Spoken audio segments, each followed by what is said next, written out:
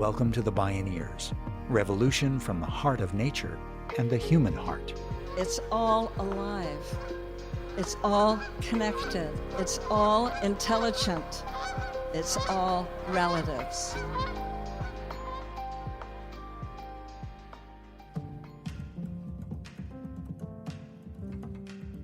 The thing that is holding us back is we haven't dealt with the racism that has allowed us to develop institutions and systems and policies that perpetuate the wrong on all kinds of people.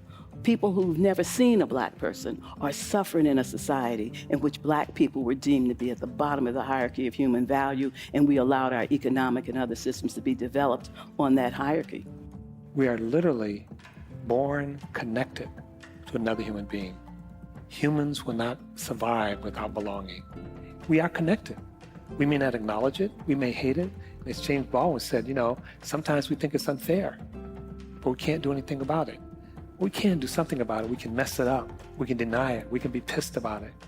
And part of it is because of suffering. Part of it is because of pain. It's like I cut myself off from you because I'm afraid you're going to hurt me. And so I think for me, being in touch with that, my suffering and others' suffering, and realizing that everyone suffers and everyone belongs. In this program, we dip into a deep conversation between two leaders and longtime friends and allies in the quest toward building a multicultural democracy. Angela Glover Blackwell and John A. Powell say that quest means creating a new story where belonging is for everyone and no one is seen as the other. It also requires changing our systems and public policies, but only a change of heart will assure that real change is sustainable. I'm Neil Harvey. This is Creating a World Where Everyone Belongs, from a change of heart to system change.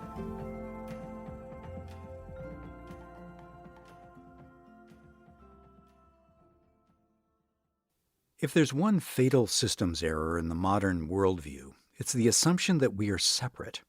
Separate from nature, separate from the cosmos, separate from each other.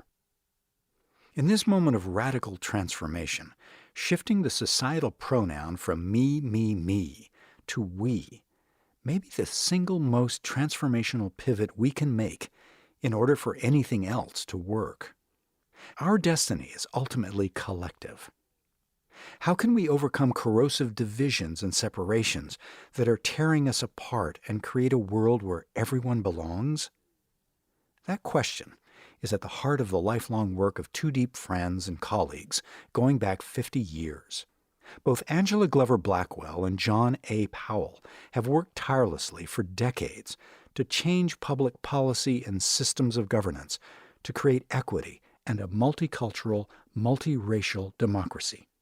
Both are professors at the University of California at Berkeley, and both are policy advocates whose work has led to authentic structural change. Blackwell is the founder-in-residence at PolicyLink, which has worked since 1999 to advance racial and economic equity for all. Powell is the founder of the Othering and Belonging Institute at the University of California at Berkeley. Blackwell defines equity as, quote, just and fair inclusion into a society in which all can participate, thrive, and reach their full potential, unquote. Yet, although progress has occurred, that kind of inclusion remains a far cry from current reality. How, asks John A. Powell, do we let go of the story of othering so that we can tell a better story of belonging where everyone belongs? We drop into a candid conversation between these two pathfinders at a Bioneers conference. I have spent most of my adult life being an advocate, working sometimes in confrontational ways, sometimes in more persuasive ways. But most of that time has been spent trying to impact policy and systems and institutions, and trying to do it in a way that is just very logical. Looking at a problem and seeing what's not right, not just not fair, but not just not right, and having real outrage about it, and thinking, if I'm going to do anything in life, I'm going to do something about that. I've had success, if you want to call success, seeing a system change, seeing a needle move, seeing a policy come into being. But I have to admit that after 50 years, we're stuck. We're stuck. It's not that we haven't made progress, but it's not sustainable. It's not guaranteed. It's not a platform that we stand on as we try to spiral up to the next place. It's delicate. It's impermanent, and we keep going back and forth. And it's that frustration that's led me to the conclusion that you may have reached a long time ago. I have a suspicion that you have been more of a hearts person than I have, that I was a systems person, a policy person, an advocacy person.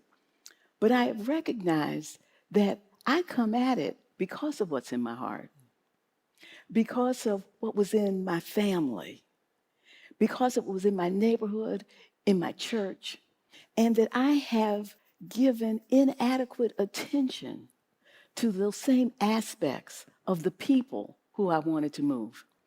And oddly enough, I'm a latecomer to notions of joy and love being part of the work. Those were not words that I used, but I have come to realize, actually through a podcast that I do called Radical Imagination, and I interviewed Adrienne Marie Brown, who talks about pleasure activism. And I must say, talking with her changed my whole attitude, because she made the point that if you do not have a vision of joy that is connected with whatever it is you're working on, it's not an authentic vision of change. And as I reflected on that, I realized that I was a secret joy seeker. I create a lot of joy in my life, but that wasn't my work. You know, it's like my family is my joy. Swimming is my joy. I had lots of joys, but they were separate from my work. That conversation caused me to move joy more front and center. And the other thing that I have moved front and center is the story, because I realize that everything you do is animated by a story that you have told yourself. Sometimes it's a scary story, sometimes it's a negative story, sometimes it's an aspirational story, sometimes you just think it's a true story and nothing you can do about it. So I agree with you 100% on both things that you have lifted up. One is that what's in our hearts is not enough, but if it's not in our hearts, it's not sustainable. When we put it in our policies, in our institutions, it can be gone tomorrow.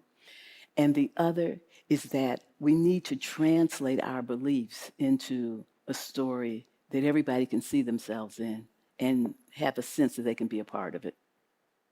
Thank you. Thank you. I think we can leave now. Okay.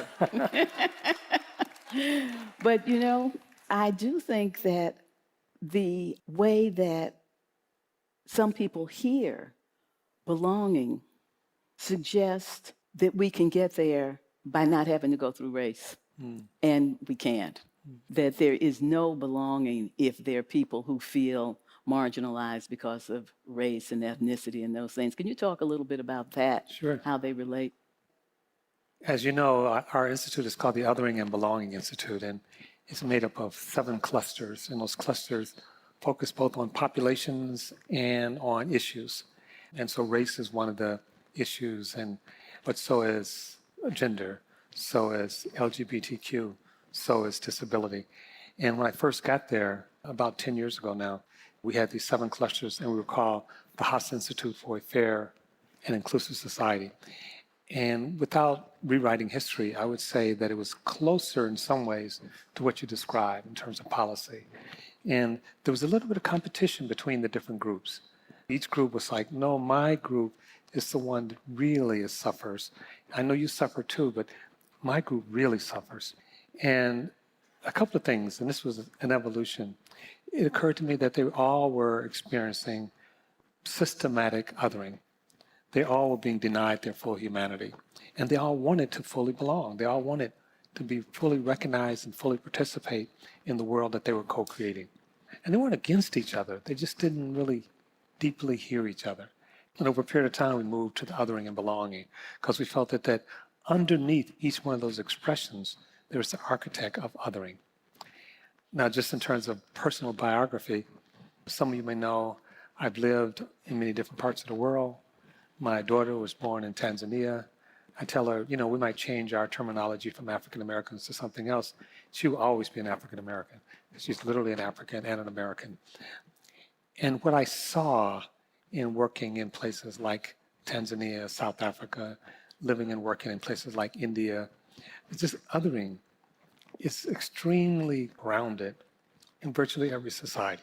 So in India, it is the caste system. But I was just with some people from Europe, and they talked about the struggles they're having in mixed communities in Ireland. Of course, they meant Catholic and Protestant. And for them, all the issues get boiled down to that, right? It's like the religious difference between Protestant and Catholics is the penultimate, and maybe it is the penultimate in Ireland. So race is the penultimate expression of othering in the United States. The paradigm is a structure, it's how we look at the world. So if we have a black-white paradigm, it doesn't mean it's just about black people and white people. Mm-hmm. It means this is the way we organize our view of the world. And so in the United States, historically, the closer you are to white, the better off you are through many indicators. The closer you are to black, the worse you are. So in the United States, we have to address race not to help black people, but to actually, this is an American project. If we're going to change the United States, we have to change the way we think about this paradigm. We have to come up with a different paradigm.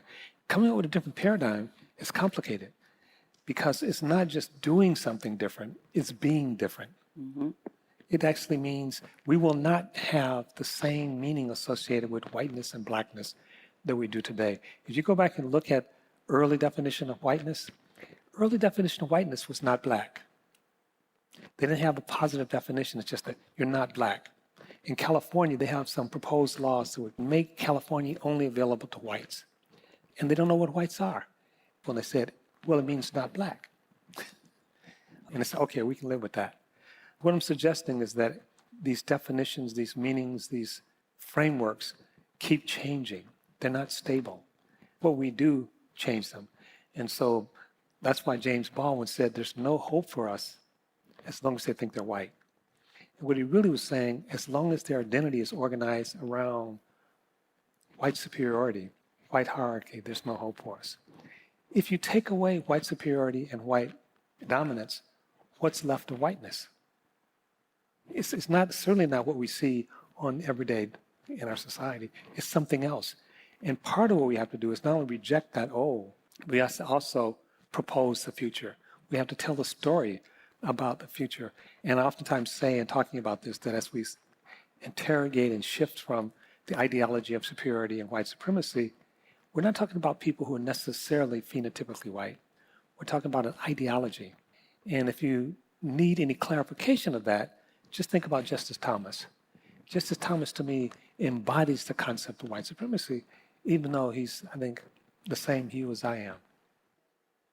So, you know, listening to you talking about othering and belonging reminds me of why art is so powerful in helping us see things that we sometimes can't see otherwise. It has to do with the universal and the particular. That sometimes people write, and often it's academics, but not always, about universally what's going on, which is kind of the way I take in othering and belonging. That you and your colleagues have done a magnificent job of looking all across the globe and seeing there is a pattern that's repeated again, and again. And that phrase, othering and belonging, just really captures it. And I'm talking about the particular. And for me, the particular starts in St. Louis, Missouri, on the 4900 block of Terry in the 1950s. And it branches out to the whole nation. But within the particular, it is race. And it is all race all the time. And being able to hold those thoughts together is often the challenge. The problem that I deal with every day is how to be able to reach and galvanize the overwhelming majority of people in this country who actually want to live in a different way. Many of them are of color. Many of them are people with disabilities. Many of them are people who are transgender and gay and lesbian. Many of them are living in poverty. Many of them have studied what it is to find your best self and are working every day toward doing that. Many of them are just good people because they came up in good families. And while no mother ever went on a march and no father ever put his body on the line for anybody, what they heard at the dinner table after school was, you be nice to your classmates, all of them. That's the majority of the people in the United States. And what we have not been able to do is recognize that the thing that is holding us back is because we haven't dealt with the racism, that we allow school systems to operate where if you live in one neighborhood, you go to a school that is as good as any that can be paid for with every dollar that could be earned, and it is a public school. You live in another area of the city and you go to a public school that has nothing, is producing nothing, and it's been doing it for decades. And we live in these cities and we're okay with it. We live with that because it is happening to people that somewhere deep in our bones in this nation, we have let them be at the bottom of the hierarchy of human value. So that if you're forced to think about it, it seems outrageous, but when you live with it every day, something about it kind of seems okay. And if we could just find all the people who really know that it's the way that we have dealt with the difference of race in this nation that has allowed us to develop institutions and systems and policies that perpetuate the wrong on all kinds of people. People who've never seen a Black person are suffering in a society in which Black people were deemed to be at the bottom of the hierarchy of human value, and we allowed our economic and other systems to be developed on that hierarchy. And so, John, I just love that you have been able to put that in a context globally and to give us something that wherever you happen to land, that you can know there's othering going on. And you need to be sure that you're finding it and that you're standing up against it. But the thing that I try to live up to is that if I am in the room, your back is covered, no matter what your back might be. That's what I try to do, because that's what we have to do, which means identify that othering and work against it. But in this context, we cannot jump to, that's just othering, because it is a racial othering, because that's our othering. And so we have got to deal with that in the particular.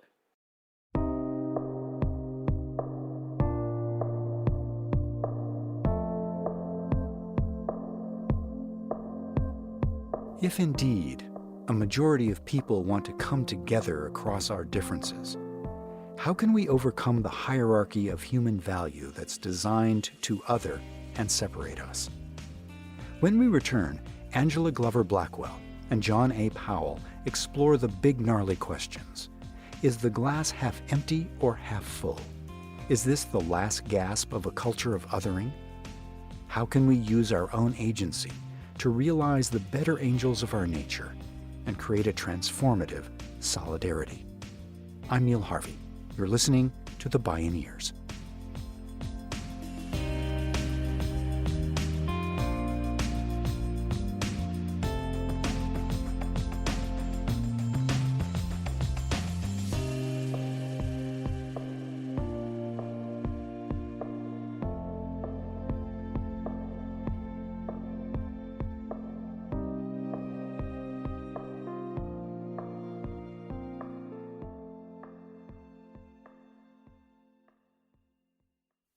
You can visit Bioneers.org to subscribe to our newsletters and podcasts.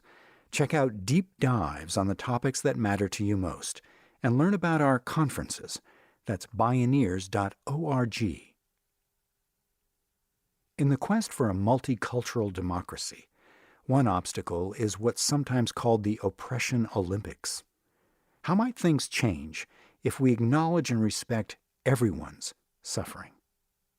Can changing that story change the world? John A. Powell.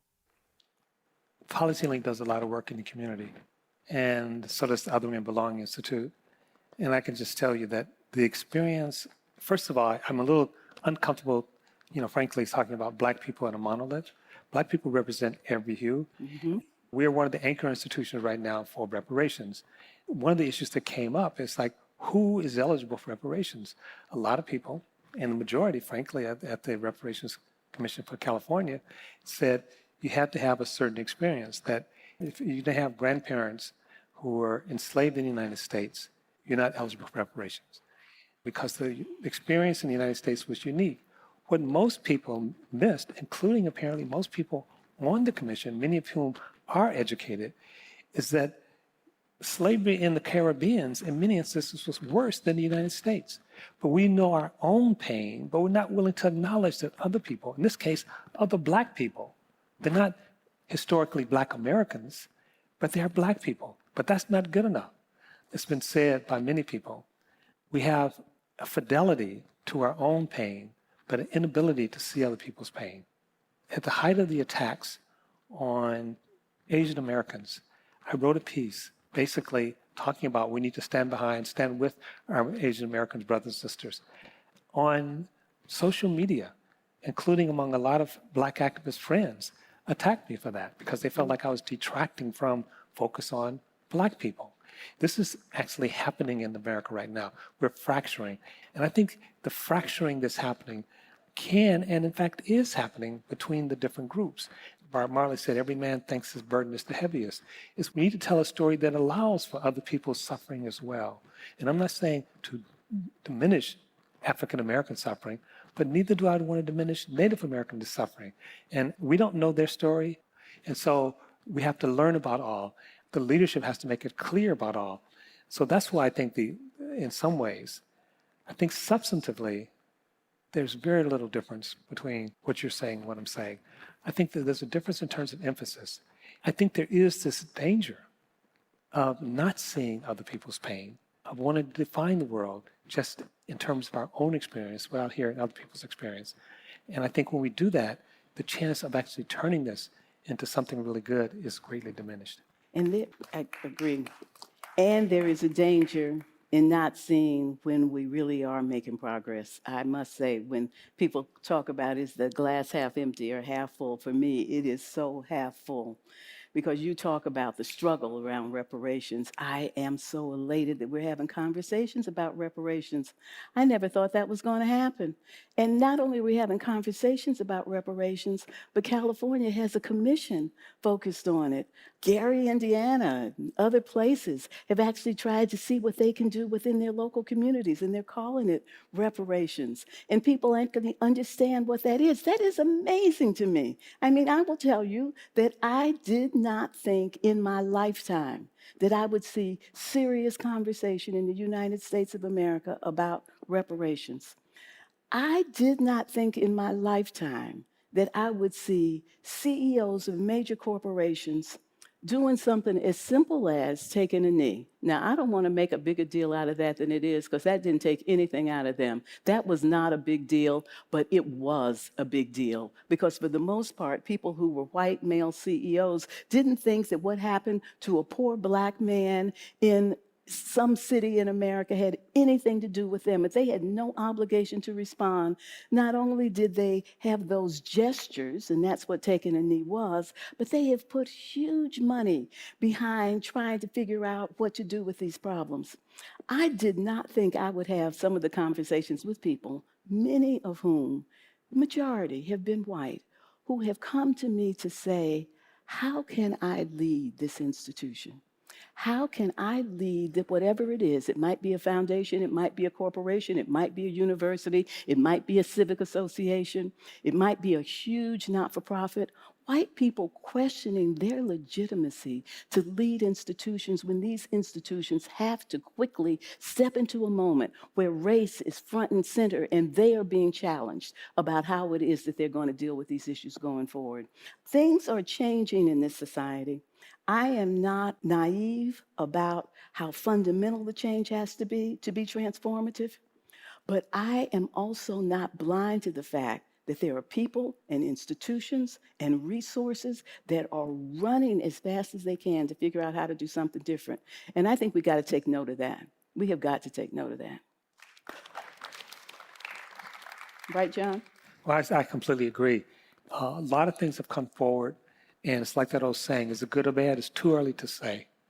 We are running out of time. And part of what I'm positing is, can we actually accelerate this?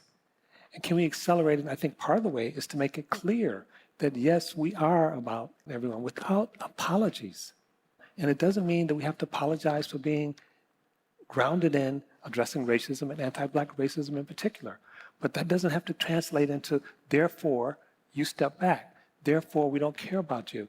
And I can tell you from a lot of the activists, a lot of the writing that's happening right now, I can give you some concrete examples. I'll just give you one. And these are people I know. So many of them are friends. Think about Robin DiAngelo's work. What she describes is actually quite, I'll just say it's quite. So she describes white fragility and Black trauma. So if you're in a meeting or something happens and you freak out and you're white, it's too easy from Robin DiAngelo's perspective to say, that's fragility. It's not deserving of any empathy. Why? Because you're white. If you're in a meeting and something happens and you freak out and you're Black, from Robin DiAngelo's perspective, that's trauma. We need to understand it. We need to support it.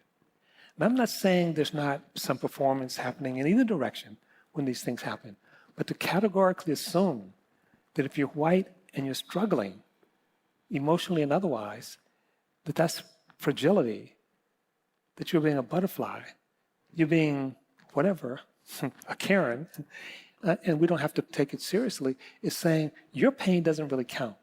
And at the same time, she then turns around and says, we should care about Black people's pain. I say we should care about pain, and we should also care about it being institutionalized and weaponized. So there's some complexity that matters.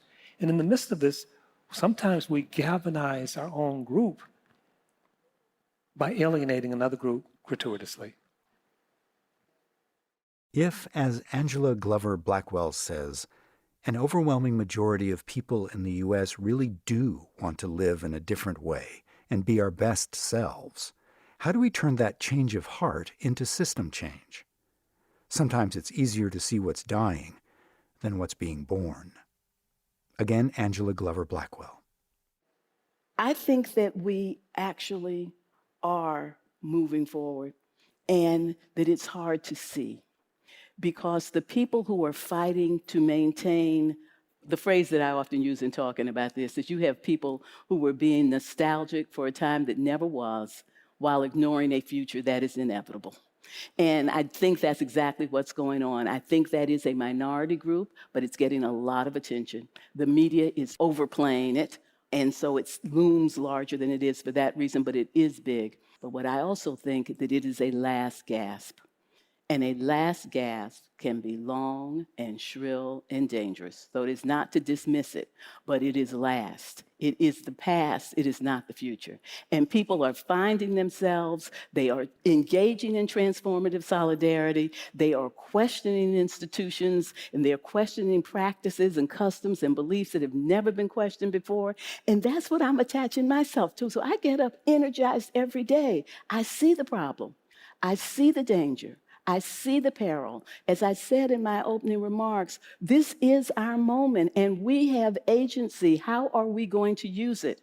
If we find each other, lean in and use it, we will get to a much better place and we will stand there and go forward. But this is a perilous moment. It is a last gasp. The one thing that we can do is to lift up, to articulate the highest, most aspirational things that we can agree upon and work toward that, learning how to let go and how to add to what you bring so that we can do that effectively. So if you go online and Google lessons from suffering, something I wrote 10 years ago, and what I started doing, I looked at how a number of the religious traditions are organized with deal with suffering. So it's a longer answer, but I'll just give you the shorthand of it. We are literally born connected to another human being. Humans will not survive without belonging. We are connected. We may not acknowledge it. We may hate it. As James Baldwin said, sometimes we think it's unfair, but we can't do anything about it. We can do something about it. We can mess it up. We can deny it. We can be pissed about it. And part of it is because of suffering. Part of it is because of pain. It's like I cut myself off from you because I'm afraid you're going to hurt me. And not realizing that when I cut myself off from you, I've hurt myself. how much of the suffering we experience is self-generated. It's not that there's not a lot of suffering that other people visit upon us, and I call it surplus suffering, that we suffer just because we're alive. But we don't have to be homeless. We don't have to be shot by the police. We don't have to be disrespected in school. That's surplus suffering. Even if we take all that away, we still would suffer. And so I think for me, being in touch with that, my suffering and others' suffering, and realizing that everyone suffers and everyone belongs. And my Angela, I don't know if I've sent it to you, Angela, if not, I will. She says, I belong no place, and therefore I belong every place. Mm-hmm.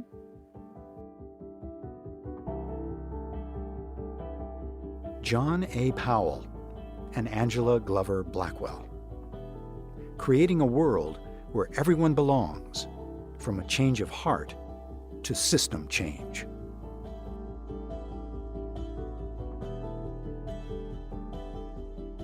Executive producer is Kenny Ausubel, written by Kenny Ausubel. Senior producer and station relations, Stephanie Welch. Program engineer and music supervisor, Emily Harris. Host and consulting producer, Neil Harvey. Producer, Teo Grossman. Production assistants, Anna Rubinova and Monica Lopez. My name is Neil Harvey. Thank you for listening. This is program number 259.